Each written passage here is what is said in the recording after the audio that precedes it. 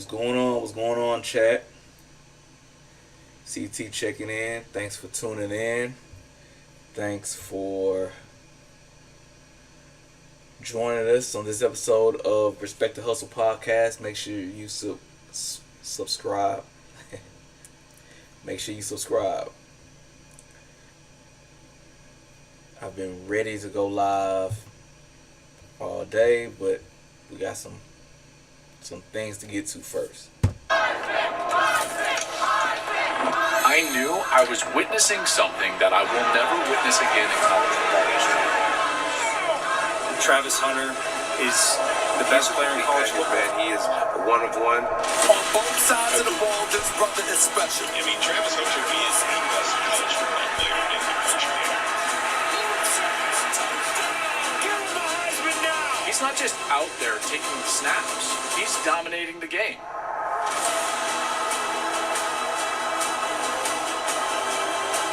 He is a game breaker. He changes the game whether he's on offense or defense. To me, he's the guy to beat for the Heisman. We're witnessing something that may never happen again. And there is no player that is even in the hemisphere of Travis Hunter.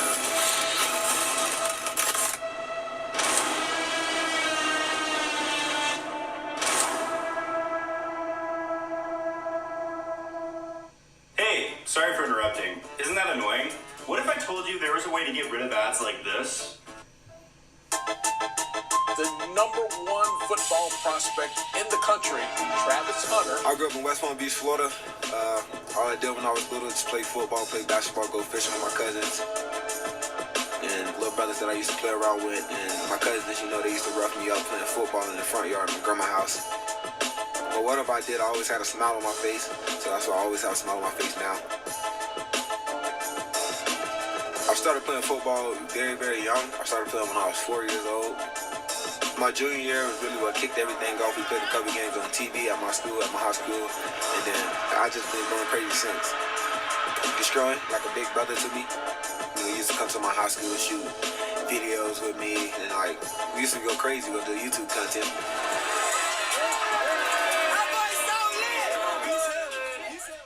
I remember hearing about Travis Hunter a long time ago when he was the number one recruit in the country. And there was these rumors that he's going to go play for Deion at Jackson State. And I thought, no. State always been on my mind. But check me out, Mom. Throw me that hat. He could win anywhere in the country, and he was considering going to play in the SWAC for Jackson State, which Coach Prime. I wanted to play for a coach that done what I have done to a certain extent. I want to play for a coach that played football, that's been to the next level, know how everything works, got the best connections, could put me in the best situation. And also he helped my family out a lot by just speaking to them, giving them words of wisdom to let them know that he's going to protect me, and whatever he have to do to protect me, he will. But also I realized nobody gave me the opportunity to play both sides of the ball, so that debate ended pretty fast when he got the job at Colorado. He won officially a ball follow. You could say that he was betting on Coach Sanders, Coach Prime, yes, but it was really more a bet on himself. He wanted to go to a place that would allow him to play on both sides of the ball. And everybody's saying, well, that can't happen at this level. And then he got to Colorado. And I'm in the booth for their first game against TCU. Can this really happen? Can he really dominate on both sides of the ball? It was my first chance to watch Travis Hunter in person as well. I had seen some tape of him, but watching him in person, you saw it just popped off the screen immediately. And then he made that interception. Intercepted! Wow! Travis Hunter! I almost jumped out of the booth. Unbelievable! That was one of the great plays I've ever seen in my life. And he's also playing 80 snaps of offense. Dewar Sanders looking, throwing it deep. Sanders! And it's caught at the 40. Guess who? And that is Hunter, the two-way star. I've never seen anything like it. I've never seen anything like it. I don't know how many snaps he played, but we're going to put a hot tub on the plane for him to make sure he's straight. That moment, I knew I was witnessing something that I will never witness again in college football history. This guy is a total unicorn. Total unicorn. Bob's pass. Remarkable. Towards Hunter. Look out. How about that? Just let him go get it. On the slant, Travis Hunter makes a jump and intercepts it. He was dynamic as a receiver, route running, catching the ball, elusive, hard to tackle. But then his ability to cover and mirror and run the route for the receiver on defense and jump routes, making crazy catches for interceptions. That's what Travis Hunter is. He is a game breaker. He's a playmaker, and he changes the game whether he's on offense or defense. Zips it on the sidelines, and it's intercepted by Travis Hunter. Back of the end zone, almost picked. Travis Hunter. That's what everybody knows that now about Travis Hunter. And he's not just playing the snaps, and this is why I get a little bit, I guess I bristle at just the snap count and being like, oh, it's remarkable he's playing this many snaps. No. He's playing this many snaps dominantly. He is a dominant player on both sides of the ball. Travis Hunter. Wow. I was interested to see how this year was going to go. I was praying for Travis that he would stay healthy, and he has stayed healthy. And now we actually get a picture of who he is and what he is. And this is what Travis Hunter is. He is a premier wide receiver in college football, and he's a premier defensive back in college football. People are always going to have something to say, especially when you've never seen someone do what he's doing. It hasn't been done. Someone impact the game on offense and defense the way he is. Travis Hunter is a unicorn, man. I've never seen anybody like him. We overuse the term unicorn sometimes in all things, but especially sports. He is that, though. He is a complete package, man. He is one of one. We're witnessing something that may never happen again, and that's being an elite, impactful player on both sides of the ball. He's a playmaker on both sides of the ball, a difference maker on both sides of the ball. Travis Hunter, Heisman. And all these naysayers that said it couldn't be done and you can't play this many snaps, where are they now? Because he's doing it. Ball is out! Ball is out! Recovered! Up top into the end zone.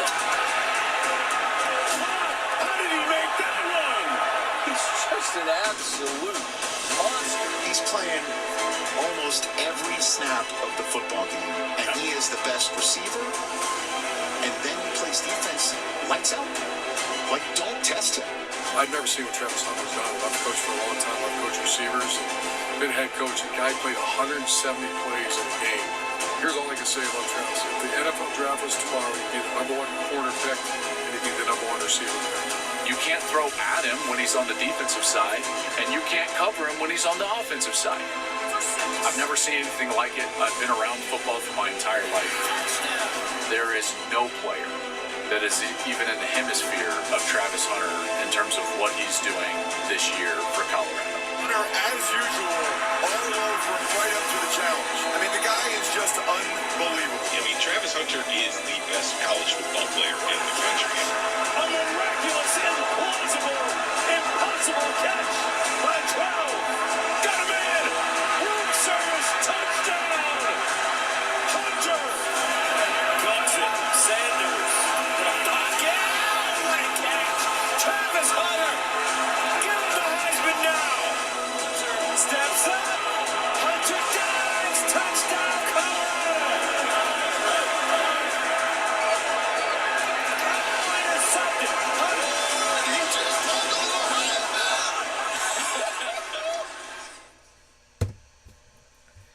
Okay, so let's get this show started. Let's get it started, chat. So, welcome. Thanks for joining. Thanks for tuning in. Thanks for tapping in. So,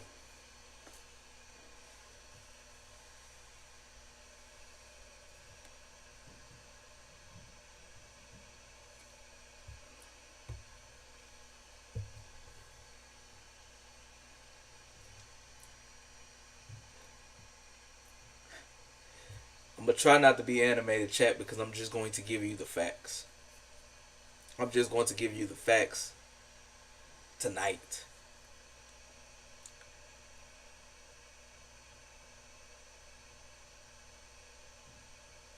Hey, now first and foremost,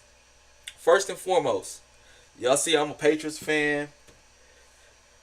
If you know me, you know it's Pats all day. I didn't grow up having a college team. I tried to like Missouri back when Chase Daniels went there, but my passion wasn't in it.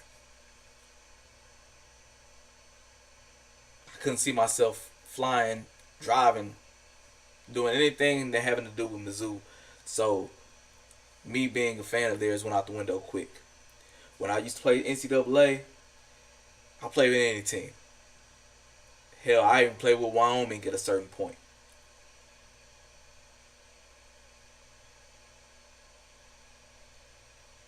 But I'm part of the Louis V that arrived with Dion to Colorado. When he said, we got luggage on the way, and it's Louis, I was part of that. I've watched these games for 2 years. Haven't missed a game in Colorado. Them late night games, especially this year,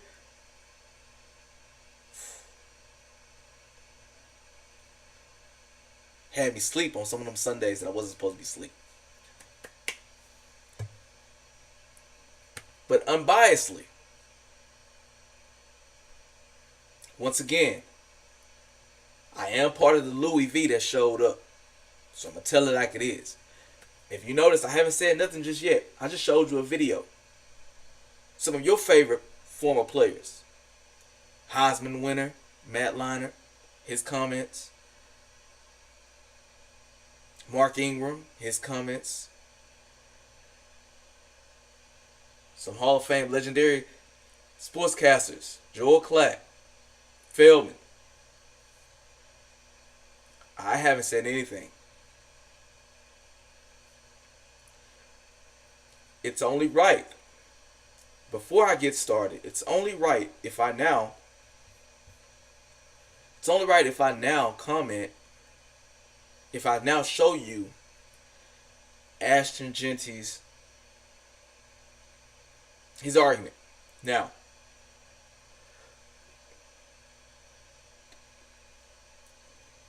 this is a two-person race. Two-man race. I love Showdown what he did as a quarterback. Hell, wherever Showdown goes, I might be that Louis V that show up there. We're going to talk about that another day. Shout out Pats, but this ain't y'all day today. This ain't not about y'all right now. I'm going to get to y'all a little later. But we're talking about NCAA right now. So once again, shout out to Showdown. He would be the third place if we was thinking about three people to me. I ain't worried about Dylan Gabriel. I ain't worried about nobody else. No other Heisman candidates. It's the Jeanty and Hunter show. And it has been for at least a month and a half. About the past 5 to 6 weeks. Right? So, I've showed you Hunter's case. Haven't told you anything. I've just showed you the video that when I saw it earlier today, I said I want to start my show off with that video. But it's only right, only fair for you objective eyes, for y'all that don't know what I'm talking about. And for y'all that know what I'm talking about, and you know where I'm about to go. If you on Hunter's side, you know where I'm about to go with this. And if you're on Jeanty's side, you know where I'm about to go with this. This is the Ashton Jeanty argument. That was Travis Hunter's campaign, right? I can show you the numbers, but we ain't talking about numbers. We going from what we see. I'm a former coach. I'm a former player. I played this game in high school. You get what I'm saying? Former coach. Coach at the high level. So now let me give you the argument that Ashton Jeanty and Boise State got. Follow me. Follow me. Follow me. Follow me. Right.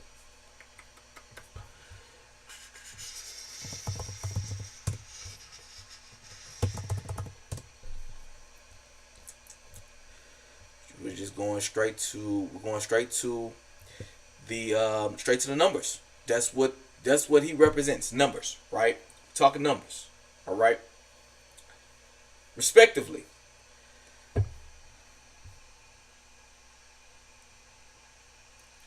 Okay. 2 years ago as a freshman. 2 years ago as a freshman, out of 14 games, including the bowl, he had 823 yards. I don't know who that running back was at the time, but He had 156 attempts. Let's go to their year.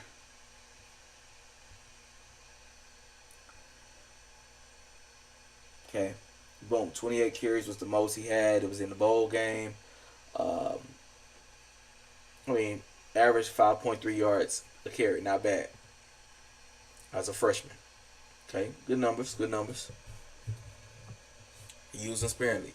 The next year, which was 2023, okay, as a sophomore running back in 12 games, bowl game included, okay, 220 carries. So his carries went up about 70 carries, went up about 65 to 70 carries, 1,300 yards. His average obviously went up to 6.1 yards a carry. Great running. 14 touchdowns, so his touchdown numbers doubled. Yards a game, damn near doubled as well, from 50 yards a game to 112 yards a game. Okay, they threw him the ball also a lot, from his freshman year having 14 receptions, 0 touchdowns, to 43 receptions, 5 touchdowns. Okay, good numbers. Cool. To this year. Okay, so we went freshman. You saw those numbers. Let's go to the sophomore year just so you can see the yards and the carries kind of per game. Okay, boom, boom, 31. It's the most carries he had against Colorado State in the loss. 3 touchdowns. Cool. All right. Numbers is there.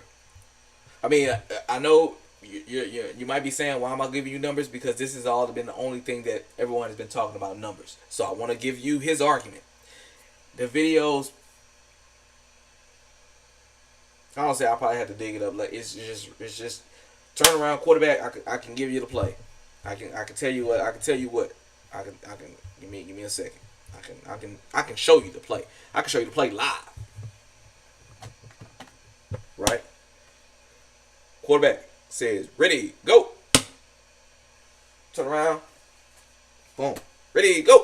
Turn around. Boom. Right? Shout out to the lineman. Creating them holes. We're going to get there in a second. But, turn around. Go. That's the highlight. Right?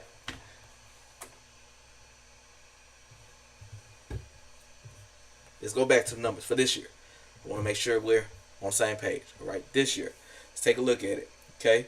Wait. I don't want to go ahead of myself. All right, so look at the numbers. In 13 games, with one more bowl game, with a bowl game included, fresh off of the conference championship that they did win. Okay, 344 carries.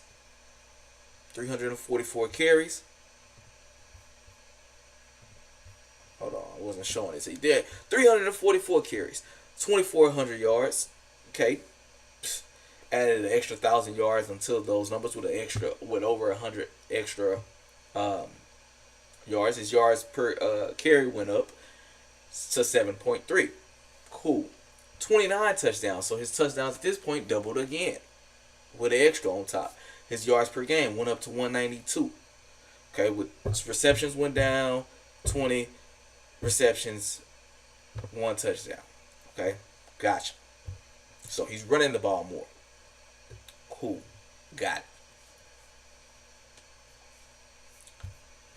Let's go to the year. Let's see what these carries look like. We've looked at the carries for 23. We looked at the carries for 22.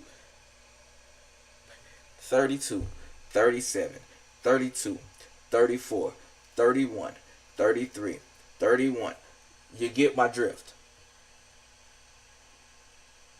Now, 1, 2, 3, 4, 5, 6. 6 out of those 13 games, 6 out of 13 games, he rushed for over 200 yards. Got it. Played against Georgia Southern. Okay. Oregon, 25 carries, 192 yards, 3 touchdowns. Good running. They lost the game. What was the score of that game?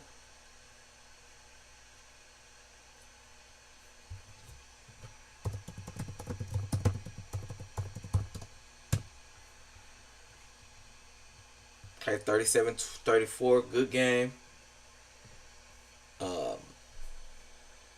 The running almost took out Oregon, but it didn't. Portland State, don't even know where that's at. I mean, I think it's in Portland, but who's keeping track? Washington State, got it. Utah State, got it. At Hawaii, at UNLV. San Diego State, got it. Nevada, San Jose State, State. You get my drift, all right? And then force feeding, we're talking about, okay, so without bringing up numbers, you see where I'm going with this. Okay. Their argument is he's about to break, he got one more game to break Barry Sanders' all-time record. His all-time official record. Barry had a bowl game that's not attached to his record that he added another 200 plus yards to that. But we ain't gonna talk about that. So, for one, I don't know why those yards ain't added to Barry's record. That's a different topic for a different day. Maybe next week. But next week's Sunday Night Showdown, well, in a few weeks, if this guy think he's finna break Barry's record, I might bring the topic up again and say he's not the official record holder. But I'm not gonna hate on the young fella.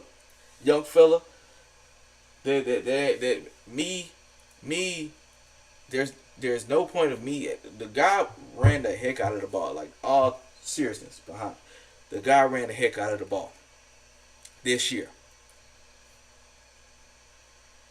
The argument is just numbers, though. His argument is numbers. Numbers are cool.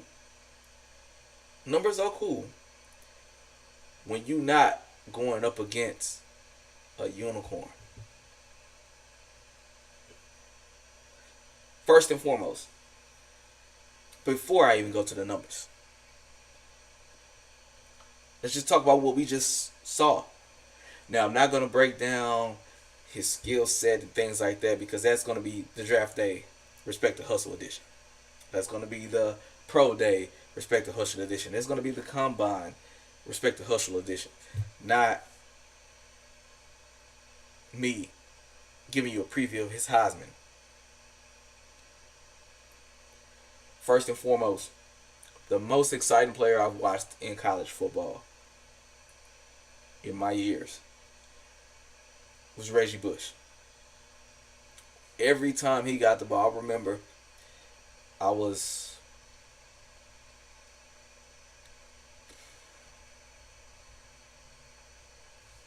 how old was I? 2004, 2005. You know, back when we still had the house phone. Well, no, I had a cell phone at that time. But when Matt Leinart would turn around and hand that ball off, every play you would think Reggie would juke this, juke that, 75 to the house. You never knew. It's like, even though I was not a USC fan, you would always tune into the USC games. You would see the people on the sideline. It would be a daytime game. Where did those games go? It would be a daytime game. They would be playing on CBS or ABC. And he'll take that ball, hook one, hook two, boom, house call. It was the most exciting feeling knowing that at any point in time when he touched that ball, he was gone. So backdoor and next series up, I didn't know what it was called at the time, but it was a screen. Liner would drop back 1, 2, 3. The lineman would all go one direction. Bush would turn around. They'll dump it off to him. He'd run behind them. House call. He was the most exciting player I've seen. Still to this day. Now, I've played with some players similar to this guy. But he was fun to watch. Fast forward 20 years. Years ago. This is not even the Heisman part that I'm talking about. But I'm going to just tell you where we've gotten to this point. So, at this point in time, I'm still coaching. I believe, yes, I'm still coaching. I hear the number one player in the nation is going to go play for Deion. Now, Deion's story of coaching his kids at a high school, creating a school, coaching, then going to HBCU, all of those steps.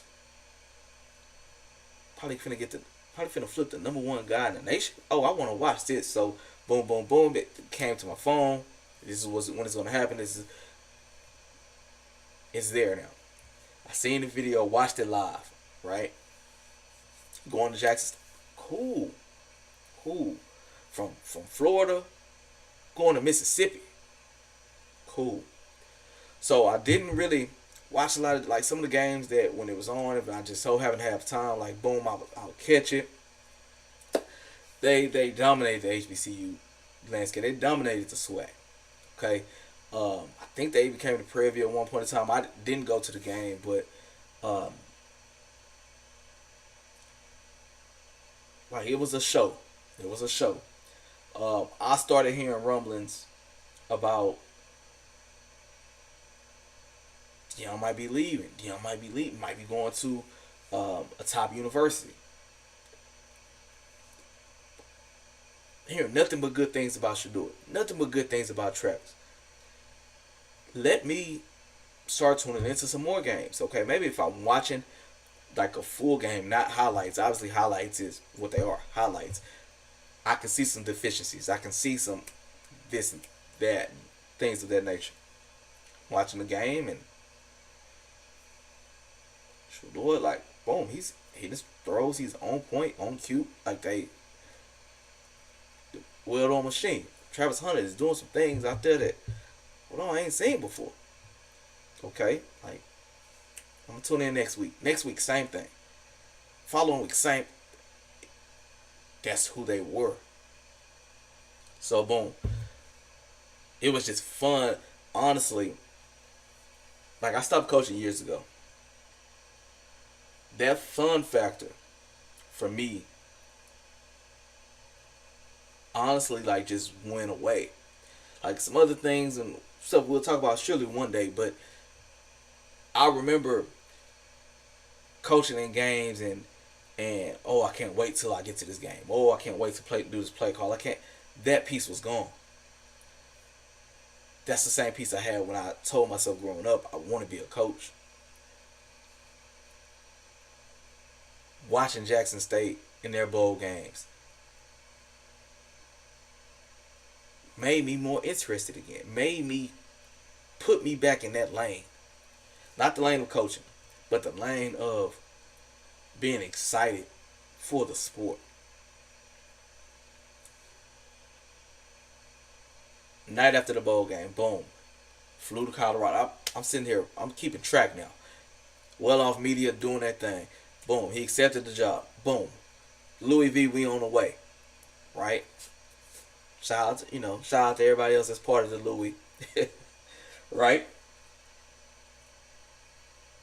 So I knew this kid is special, just from the eye test. I can't tell you no Jackson State numbers, but I can tell you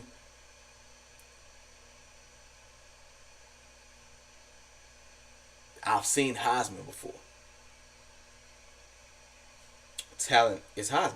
Boom, TCU game coming on. I set up the new man cave. Internet was a little wonky. But the TCU game came on. Watching, I knew what they were. I knew what they was doing. Boom, I've already looked at the YouTube, seen the video, seen well off. Shout out to Deion Jr. When this man broke on that ball as a DB,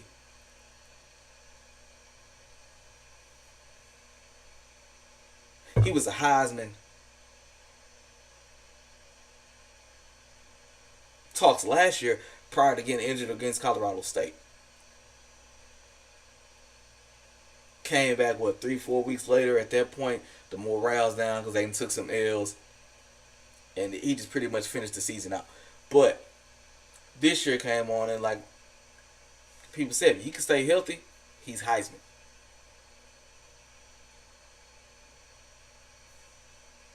Let's go to, for those my analytical people, that's what we want to talk numbers. Let's go look at some numbers now. Okay? It's only right.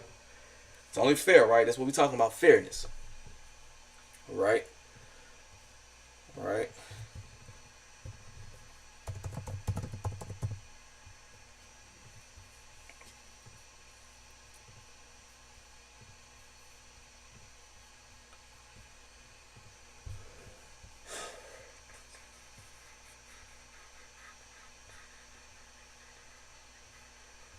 Now they don't have the. I'm not going to go to.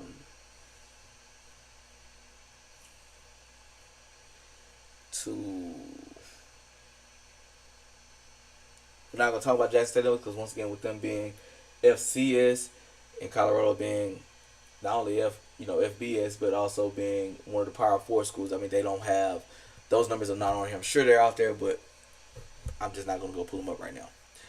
Okay. Junior season. Once again, missed a few games last year. This year is also gonna. This don't include bowl. He will have a bowl game added, so he got one more game added. One more game that we'll be able to see him. Okay, and remember he missed those games last year. But still, last year at this point, prior to getting. Oh man, I can't talk.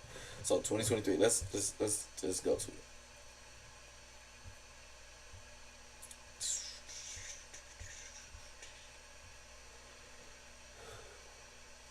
I don't like the way these numbers are looking.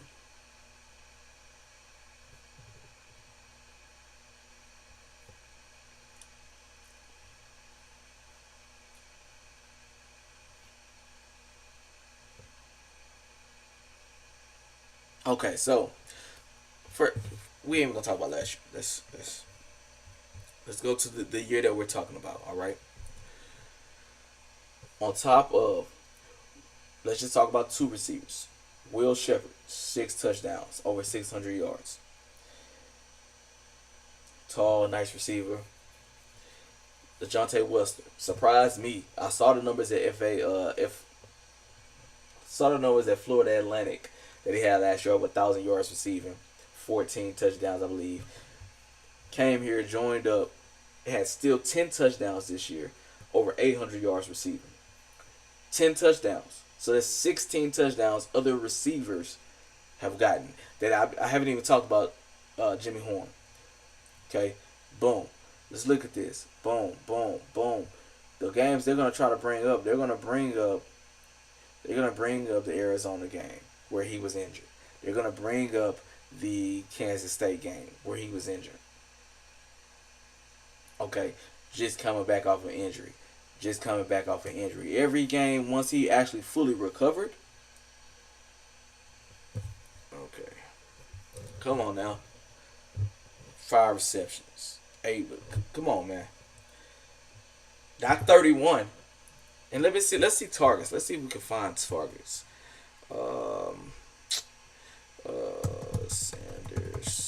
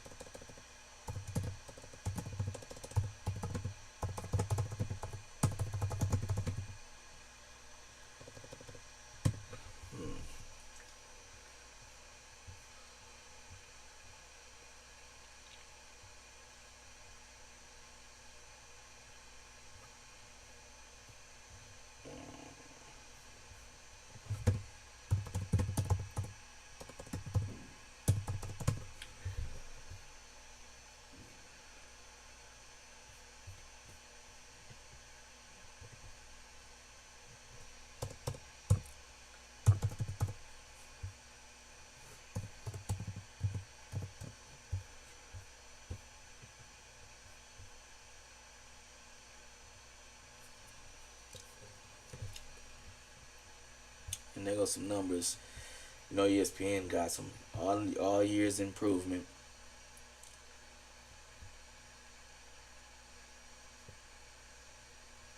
Once again, on defense, don't get targeted like that. 4 interceptions this year. It's only one true player. I believe it was the Utah game. He actually just got beat last year. Great competitive game with some top receivers in NCAA at that point in time.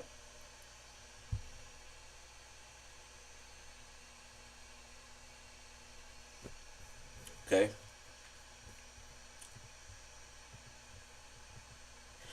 Like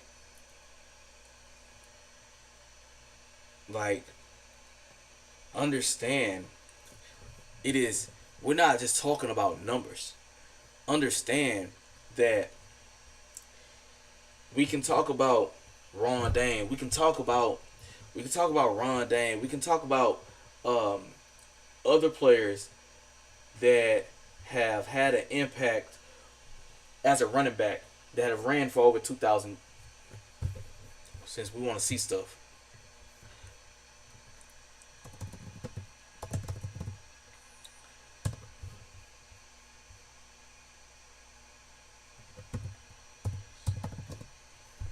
Okay.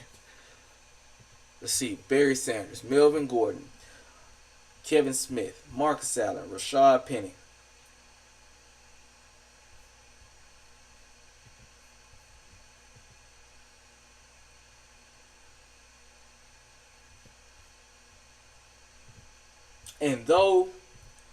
And though there has been, though young fella is about to break perhaps Barry Sanders' rushing record,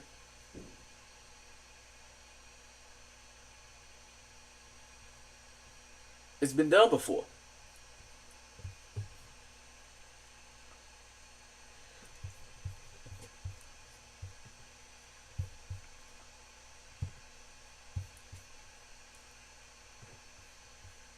Let's see how many people have done what Travis Hunter has done.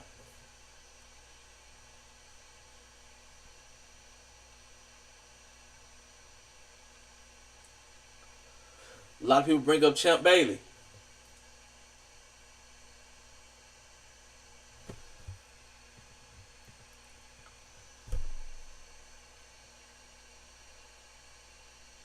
Now, you do the numbers. Champ Bailey's best year, 1998. Receiver and DB, right? 3 interceptions. Travis Hunter had 4. Special teams. He had 12 returns for 261 yards. We're not worried about special unit. Offensively, 47 receptions. Hunter had 90-something. Once again, still going. We still got one more game. 744 yards. Hunter got over 1,000. 5 touchdowns. Hunter got 14. All the while, we still got all these other receivers doing their thing. Right? No big deal. 16 rushes, 84 yards. No touchdowns. No rushing touchdowns. Hunter got a rushing touchdown. He ain't got 14 rushes. 1 rush, 5-yard touchdown. We ain't going to talk about that. So this is not a knock on the Hall of Famer Champ Bailey. I'm still a little salty at him for doing that 101-yard return on my Patriots back in 2006. But 2005. But I'm just giving you numbers. I'm not worried about Champ Bailey.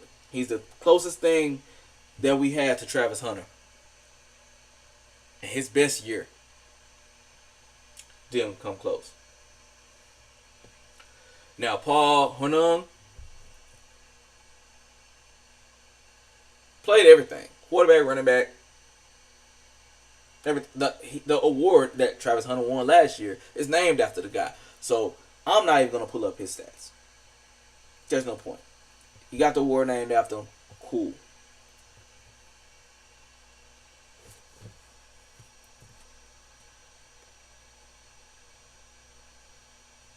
Miles Jack played running back and linebacker. 87 tackles, 1 interception. He was a tackling machine. Didn't lead the defense in tackles. Ran the ball, 28 rushes, 113 yards, 3 touchdowns. Basically, a utility weapon.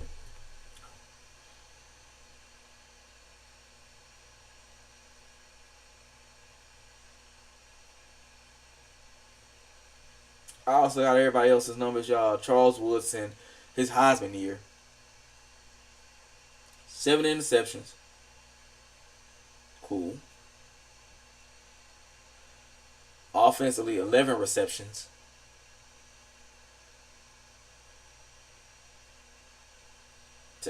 get what I'm saying? You get my drift.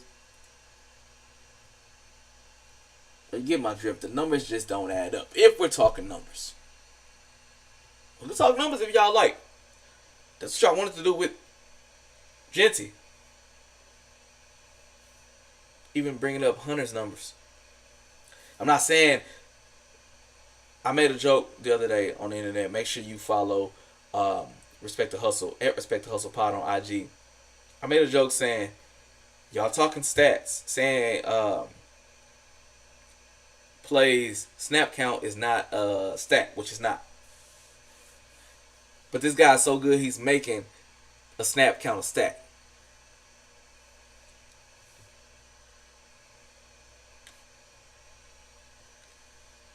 We don't recognize it as that because it's not frequent and it's not happening like that. But every game I watch, you watch the bowl game coming up in a couple of weeks. They have a ticker, an alert, similar to this one right here, that pops up that says snaps played, play. It's there. And it's there because of one man, not there because of the same way Jeanty's carries get added up, it's the same way Hunter's snaps is getting counted up. That's a stat, that's a number that is always brung up. So it is now a stat. Snap count is now a stat. Stop. I don't want to hear it no more that it's not, because it is. All because of one guy. This guy made snaps a stat.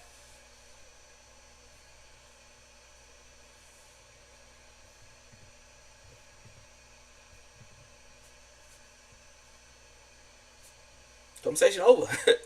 What we got to talk about here? What we got to talk about? Now,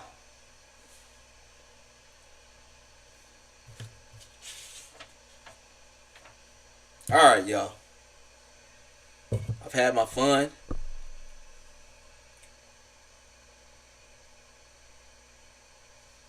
I've had my fun for tonight.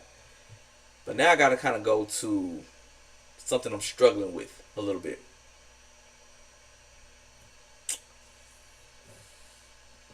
Y'all know I don't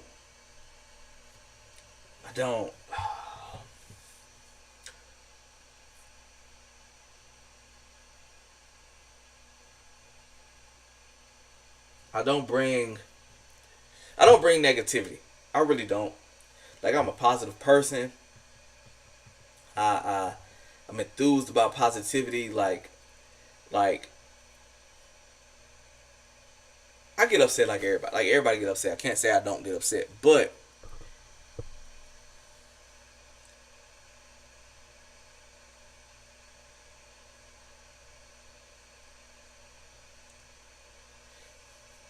one thing I've heard in the past was you can have a bad moment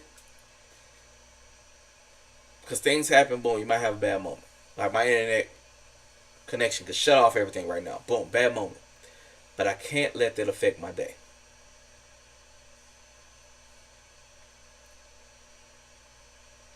So you can have a bad moment, but you can't let it affect your day.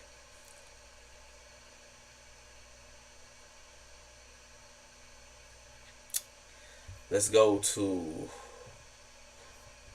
something I'm struggling with, y'all.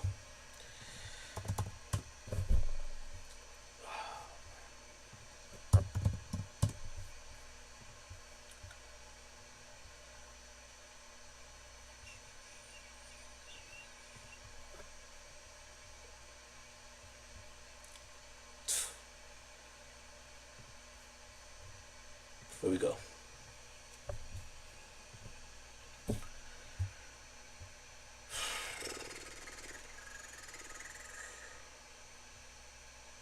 If we don't know what we're looking at right now, it's just crazy. Okay. Y'all gotta understand. You gotta understand. You gotta understand. You gotta understand. You gotta understand.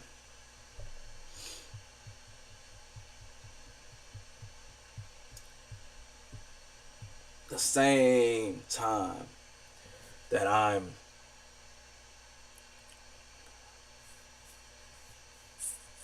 that I'm seeing Reggie Bush do with no horse in the fight.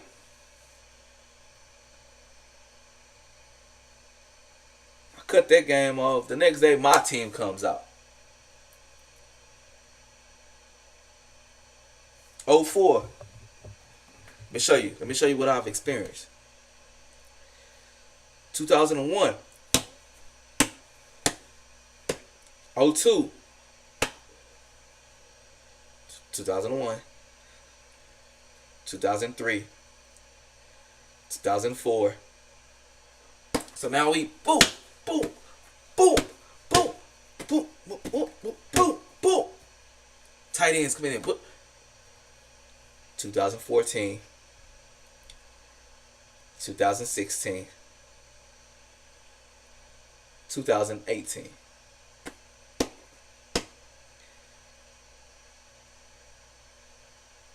Couple years in that mix, y'all. I went to Boston. I enjoyed myself out there. Shout out to the Scorpion Bar, right there on the corner at Gillette Stadium. You never thought from 2001, 02, 03, 4, 5, 6, 7, 8, 9, 10, 11, 12, 13, 14, 15, 16, 17, 18, 19, 20. You never thought, like, you would know, just like, okay, one day, this ain't gonna be the same. This ain't gonna be the same. I'll be telling my kids about this dynasty, but it ain't gonna end no time soon, right?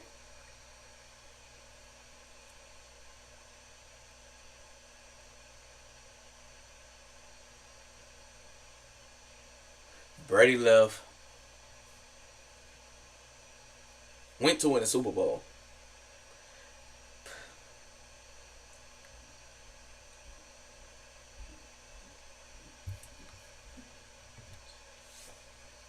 So now we sit here 5 years later. 4 years later.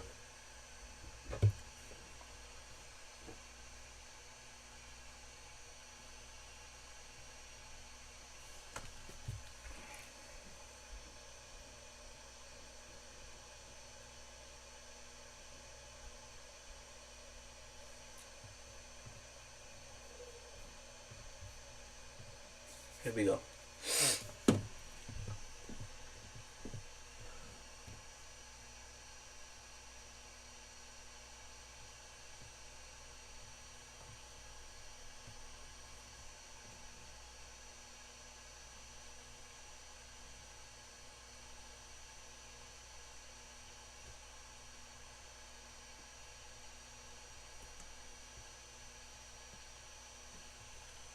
We are last place. Last place. Last place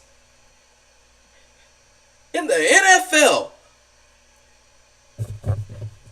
Let me count this again to make sure I'm not losing my mind. For 20 years, we won 6 of these things. Something that will not be replicated ever. And now we can't win a game? Oh, my bad. We won 3. We won 3. What teams did we beat? Because this is ridiculous. This is ridiculous. And in 4 years after this man have left, we won 3 games? We got a month left. Okay, we come out the gate. We beat Cincinnati. We go to Cincinnati and beat Cincinnati. Lost to Seattle, lost to New York, lost to San Fran, lost to Miami, lost to Houston, lost to Jacksonville. Jacksonville. Hold on. These weeks have been flying by. Hold on.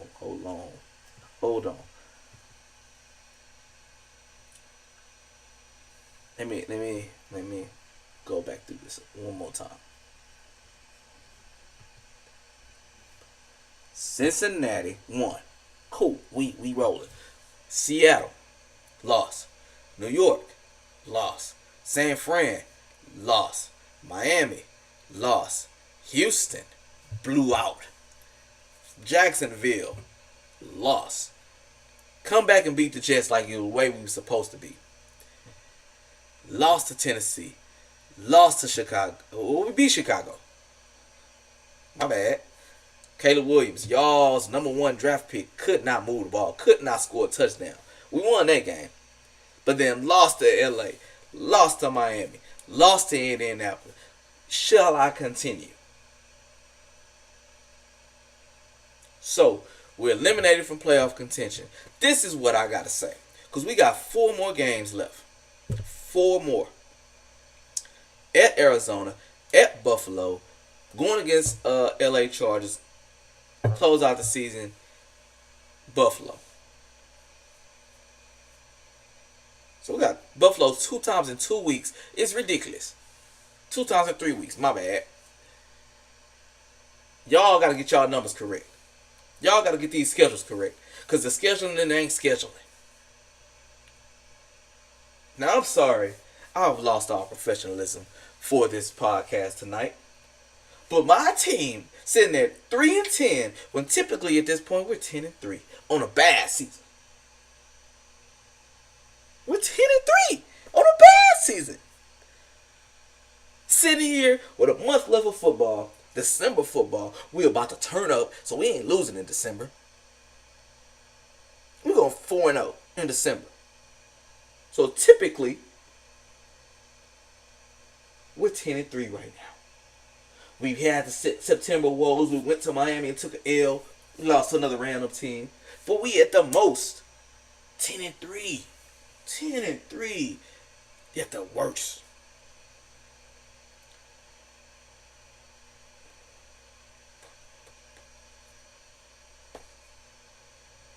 And now we just so the listen to me, y'all. My solace, the thing that helps me sleep on Sundays after taking 10 L's,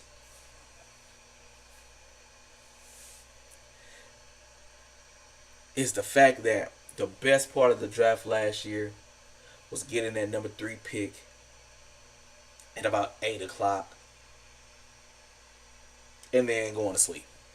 Didn't care about the rest of the draft. We're not trading up. We ain't trading nobody. We ain't doing nothing. As long as we don't get alignment with this pick, that's my whole thought process. So, it's ridiculous. It is just ridiculous. So I take solace in the fact that we're going for the number 1 draft pick this year. We need Travis Hunter. He is going to be the number 1 overall draft pick this year. There's nobody he's going to be the number 1 draft pick. Now, I can at the best, now we're going to lose those 4 games coming out the gate. At Arizona, going at Buffalo, those other team we're playing in going to Buffalo again, we're losing. All right, unless Buffalo try to shut it down and try to hurt us by letting us win and mess up our draft position, I need this number 1 overall draft pick. I don't think y'all understand. Matter of fact. Let me go to some. No, I don't need that. Don't need that. All right, let's see. Tank.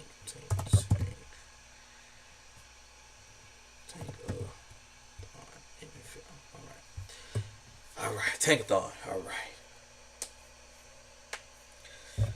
Vegas right now, they are doing their thizzle. They racing with the Giants.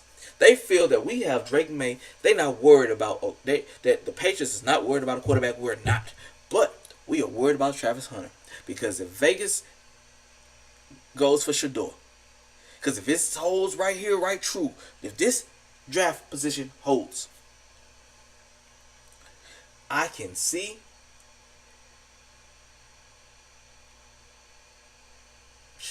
Shador going to Vegas, Travis going to the Giants. I need to move up to the 2nd place. That's where I got to go. 2nd place. At the most, the number 2 draft pick. I can't go to number 3. Because getting anybody else will not suffice to what my goal is. Now, strategically, we'll talk about that when we have a draft episode of what I'm thinking with Travis Hunter. If you've paid attention to previous episodes, I've told you the game plan to get us back to the ship, and it goes through Travis Hunter. So, right now, Vegas is winning the tankathon, going for them and the Giants. It's a race for Shador. We're not worried about that, but we just know the next best available player after Shador, after a quarterback that y'all two need, is going to be Travis Hunter. So right now, in this place, these two teams both need a quarterback. All right, I don't know if y'all can see what I'm pointing at. Yeah, both those two teams need a quarterback. We need Travis Hunter. Now, Teteroa and all them guys to be available for the taking all down here. I don't care about that, but I'm telling you what I need. All right, let's go. Hell, y'all can get Ashton Jeanty if y'all want to down there. But what I need is, I need this franchise changer. Just how Patrick Mahomes was a franchise changer for this guy. Come on now, y'all. This is what I'm telling y'all. Now, the drunk people on NFL gonna talk about they did Shador to Vegas or whatever. They picking the Jets. The Jets. Hey man, this pick right here. I mean, Travis Hunter going number 1 overall to Jacksonville. I can see that happening, but because they don't need a quarterback, that we got to get to this first spot, y'all. I can't have this. Kelvin Banks Jr. No. Tackle. I will denounce my allegiance to the player. I will do a undraft pick. I will do a undraft where I officially retire from the Patriots. Don't play with me and get no tackle at the. Don't play with me, New England. No. No.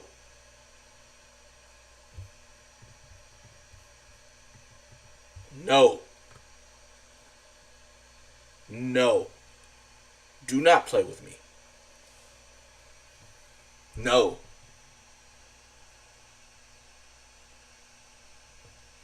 The Kelvin Banks Jr. Are you serious? I'd rather get Ashton Jeanty. Don't. Y'all killing me. Y'all are killing me tonight.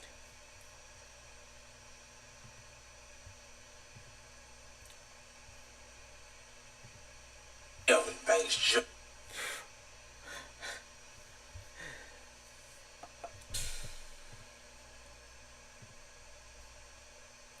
I hope not. I hope I did not disrespect no one tonight.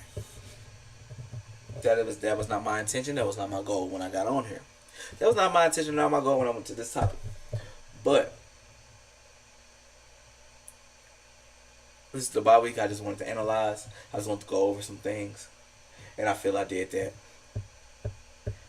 I don't have the wherewithal right now in me to go over anybody else because I've made myself upset. But I thank you for tuning in. Now, share this video, subscribe, send this to your best friends. Tell your best friends to subscribe. We might be back on tomorrow. Nonetheless, make sure you follow us on IG at Respect the Hustle Pod.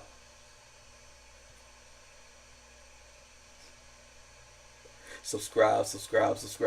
Thanks for tuning in. I'm CT checking out. Peace.